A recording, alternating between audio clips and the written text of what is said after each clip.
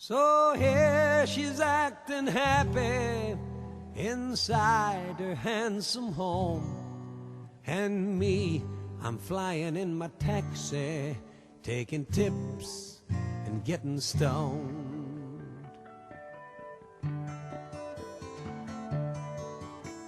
I got into town a little early, had 8 hours to kill before the show.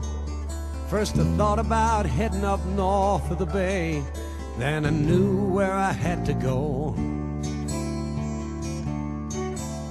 I thought about taking a limousine, or at least a fancy car, but I ended up taking a taxi, 'cause that's how I got this far. You see, 10 years ago it was the front seat, driving stoned and feeling no pain.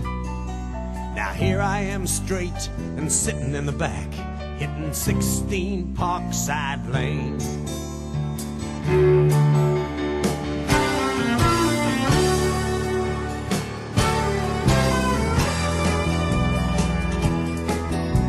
The driveway was the same as I remembered, and a butler came and answered the door.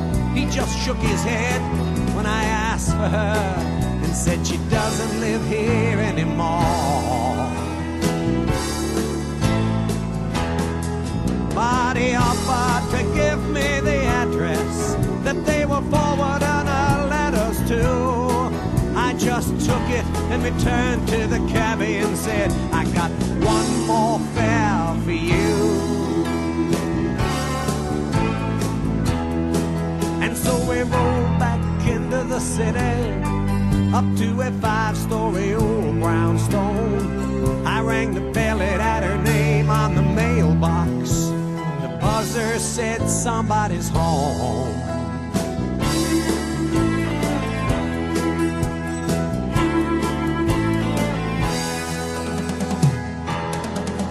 And the look on her face as she opened the door was like an old joke told by a friend. It'd taken 10 more years, but she'd found her smile, and I watched the corner start to bend. Then she said, how are you, Harry? Haven't we played this scene before? I said, it's so good to see you, Sue. Had to play it out just once more. Play it out just once more.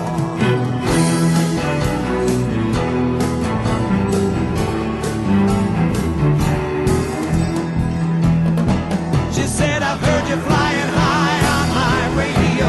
I answered, it's not all it seems. That's when she laughed and she said, it's better sometimes when we don't get to touch our dreams.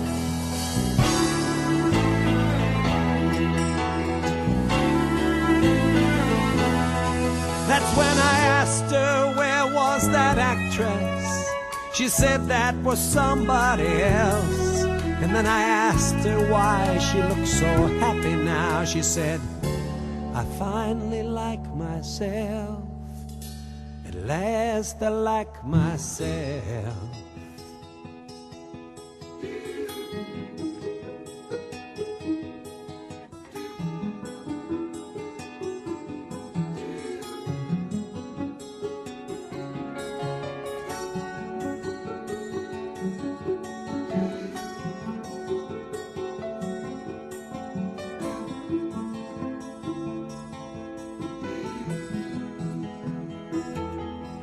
So we talked all through that afternoon, talking about where we'd been.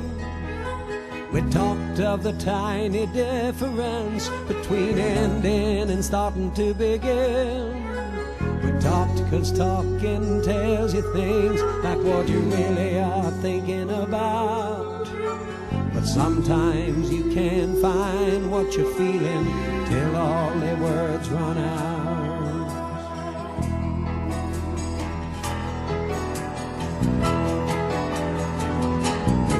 So I asked her to come to the concert. She said no, I work at night. I said we gotten too damn even Sue. She said, Harry, you're right.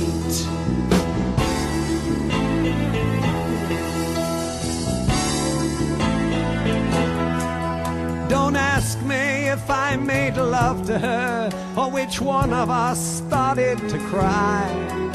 Don't ask me why she wouldn't take the money that I left. If I answered it all, I'd lie.